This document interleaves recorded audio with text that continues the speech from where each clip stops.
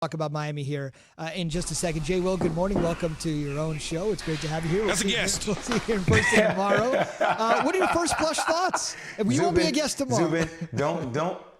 Zubin, do not buy into how Keyshawn's going to bait you into joking with me about this whole thing. That's not who you are, Zubin. Don't buy into it, all right? So what are your first blush thoughts on the NBA Finals being set? Lakers Heat, you'll be all over it starting Wednesday night. You know, just to add on to your point that you guys are talking to about LeBron, it's crazy. He's actually in year 18 right now. He's in year 18. Now, you can say he had time off from the injury he had last year, which held him out of the playoffs to then this time in between the bubble. But, you know, just to add on one piece of information to all the things that Key just outlined about how challenging it is, think about where he is at this juncture of his career, how he's playing. For him to have a triple-double last night, 2 nights ago, leading into the NBA Finals, and that epic picture of him sitting on the floor while there's confetti coming down, you know, teammates are celebrating, and they should be in a celebratory mood. But just goes to show you that same kind of, and it's interesting, Key, like Kobe never was satisfied. It never felt like Kobe was satisfied. Even at that next stage of his life, you saw him want to be a better father, want to be a better husband. Like that mindset translated to everything he did. And watching LeBron James sit on the floor after they win the Western Conference Finals, regardless of however it happened, right? Bubble, non-bubble, he doesn't care.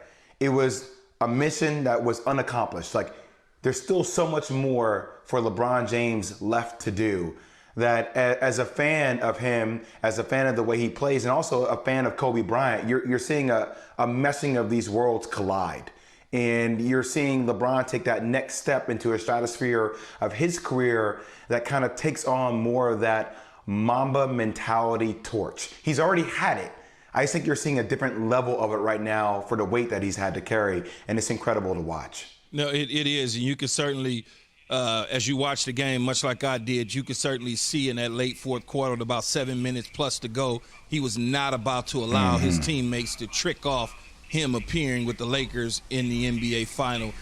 Jay, what do you take away from the Miami Heat being the team coming out of the East when there was so much praise that the Boston Celtics would be the team that would come out of the East?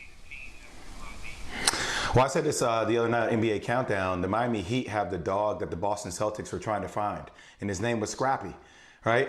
There's no doubt that the Boston Celtics team is the more offensively talented team.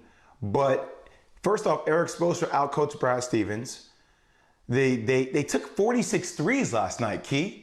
Like that's why you play a zone. Let me lure you in. Let me bait you into shooting threes instead of them like we saw the game prior where they attacked the rim. They were getting to the free throw line. Jason Tatum looked like a star. Watching the game last night, it was like a team that was content with just taking outside jumpers. So look, are they the more talented team on paper? No, but they're the team that is better blended together as a unit. Now, the interesting thing to see what's going to happen in this matchup with the Lakers is, you know, Bam is going to guard AD. Key, you and I have talked about this. What player are we going to see AD be? The guy that decides to be, you know, dominant on the block, or a guy that wants to float on the perimeter? Sometimes if Miami plays zone, that can force AD to be in the perimeter. And then we get a chance to see a dog of the dog matchup when Jimmy Butler goes against LeBron James.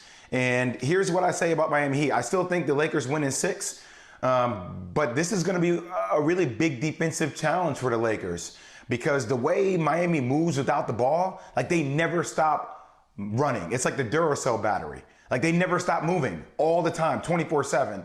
So Danny Green, Kentavious Caldwell-Pope, Alex Caruso, Rajon Rondo, like all these guys are going to be important because the way they defend Duncan Robinson, Tyler Hero, Jay Crowder, you know, Andre Iguodala, who had 14 points last night, that's going to be imperative to how this team plays because they win by their collective unit, not by having a star like Jimmy Butler step up every single night.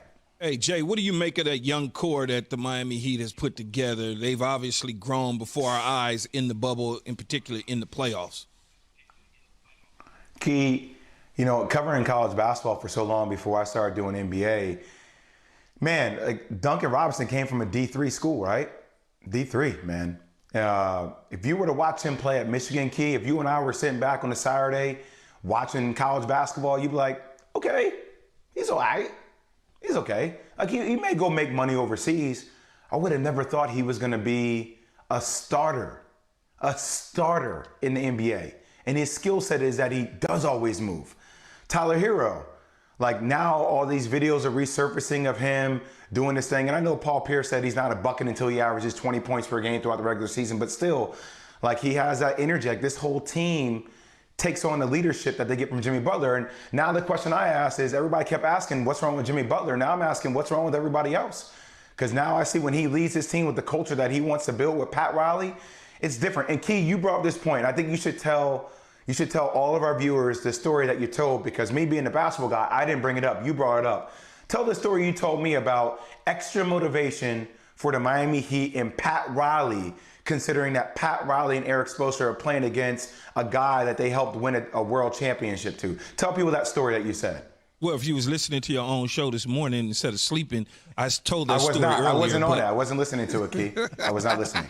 No, it's just the conversation and the thought, the mindset of LeBron James winning 2 championships in Miami, going back to Cleveland, but now he has an exit strategy to get back into free agency, and Pat Riley wanted to come and get him. So Pat flew this year, and his drive during this bubble.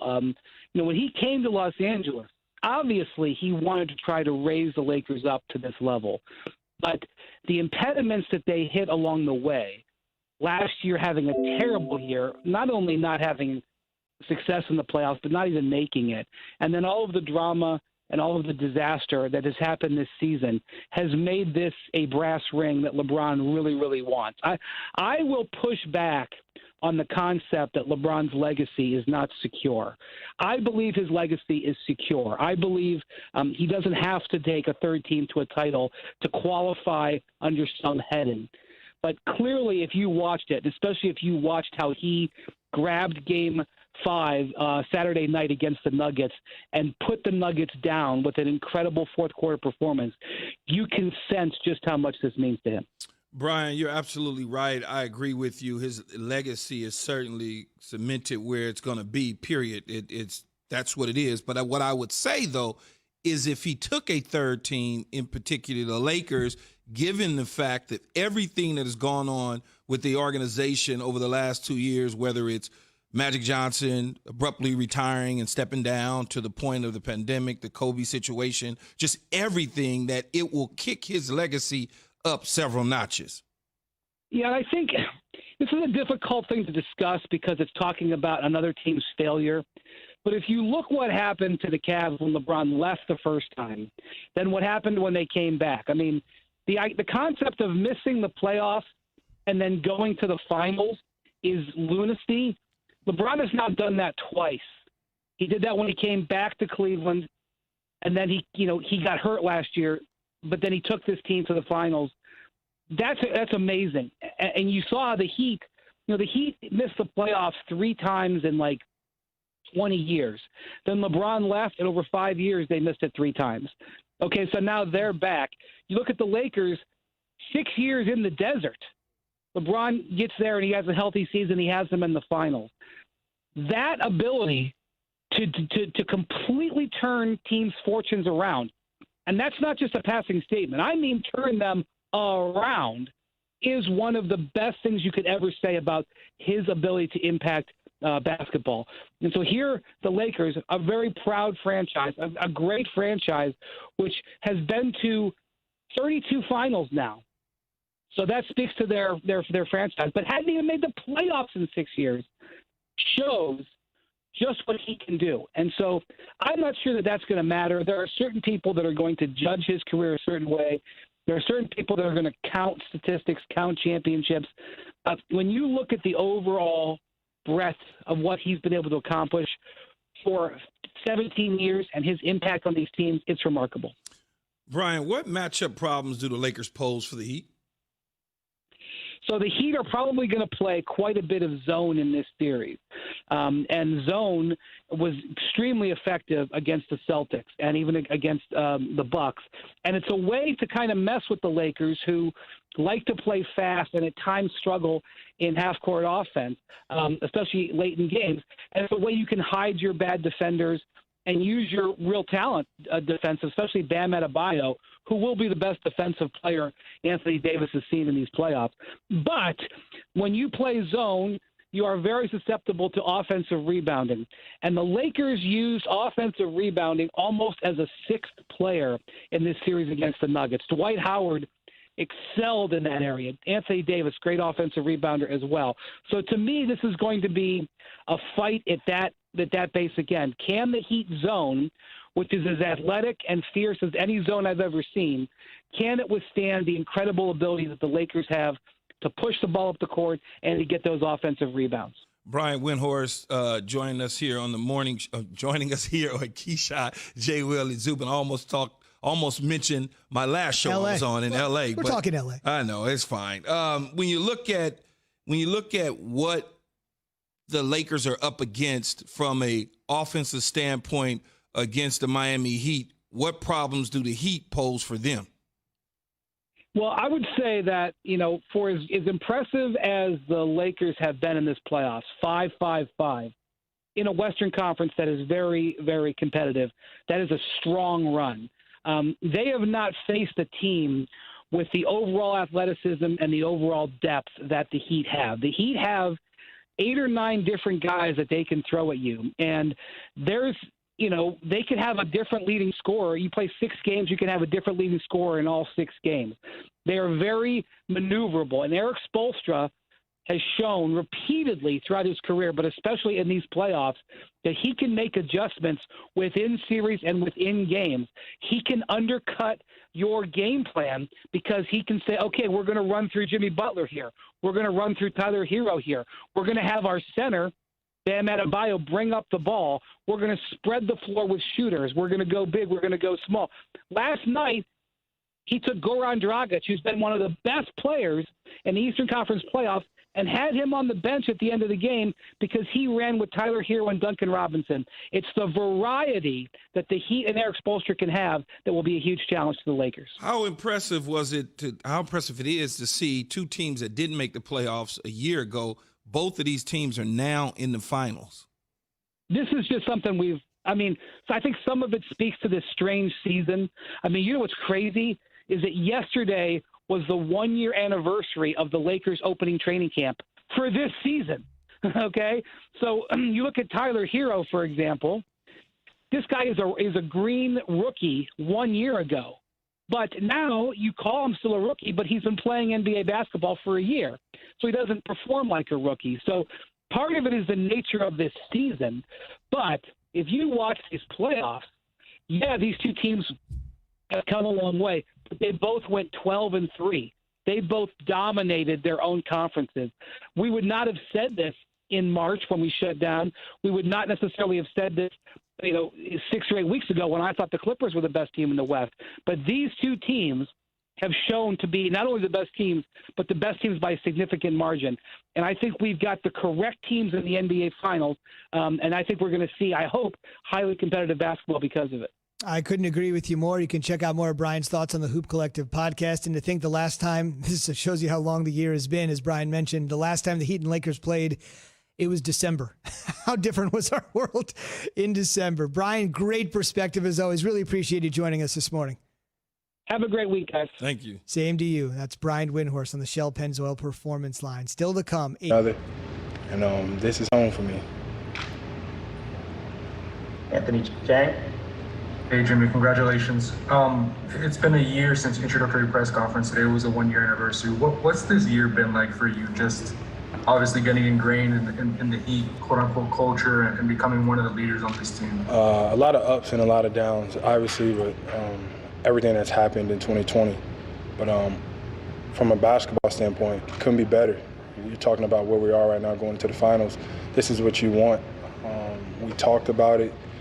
We put that out there in the world, and I think all of that positive energy that we put out, it came back to us. We believed when not too many didn't, but that's okay. So we're going to keep believing and get these next 4. And Bam took all the blame after the loss a few days ago. For him to come out like this, what does it say about kind of the player he's becoming? That's what stars do. They find a way to win. They impact winning. He's done it all year long, along with so many other guys. It's like I say, any other game, you never know who it's going to be on any given night because you can't key in on one guy. We have so much trust in each other. We damn sure have a lot of trust in Bam, and Bam made sure that we won the game tonight. Tim Reynolds. Jimmy, forgive me if you were asked this, but Spo came in and told a story about the night that for your time. And said you didn't even wait for their sales pitch, you just interrupted Pat and Spo and said, I'm in. Can you take us through your version of that night and how it went down? That's basically what it was. Spo and Coach Pat knew what they was doing. They was blasting my guy Dermot Kennedy whenever we walked in, and I was like, I'm home. Like, it's easy. Obviously, D-Wade told me about it. I wanted parts of that, the work, the culture, the word that everybody uses. I know they're all tired of hearing it, but it's real. And more than anything, they wanted me to be here. They told me, like, yo, you're the guy that we want. We're coming after you. And it's like, say no more. To be wanted, that's what anybody wants in the world, not just basketball. So I'm happy to be home. Jeff Zilgett. Jimmy, not many 5 seeds make the NBA Finals, so I want to know, do you view yourself or your team as a 5 seed? And then what did it take to, regardless of a neutral site, for you to be the team that was seeded higher than the 3 consecutive series? How were you able to do that? Together. That's how we were able to do it. I don't look at 5 seed or 1 seed. It's all about who's playing the best basketball at the right time. I feel like we've still yet to play our absolute best basketball, but we're on the way. We realize what we have to do moving forward. So we have to be damn near perfect to beat the Lakers. We're capable of it, but we're not worried about no 5 seed, no 1 seed. We're going to worry about us and be the best Miami Heat team that we can be. Dave McMenamin. Jimmy, what's your impression of Pat Riley at this stage of his career as you've gotten to know him over the last year, and how does he have a stamp or an effect on your guys' group? He wants to win at everything. He's so much like everybody on this roster, and I'm sure he takes the losses just as hard as we do. You can tell that he's just as excited as we are whenever we win. And those are the people that you fight for. You run through a wall for, because he's in it with you. Every practice, he's sitting over there on the side, coaching a little bit while Spo is out there too. But he put this together. He knew what he was doing. He believed in it from day one. And whenever you got that, you can do something special. Nick Friedel. Jimmy, congrats, man. You've gone against LeBron for a lot of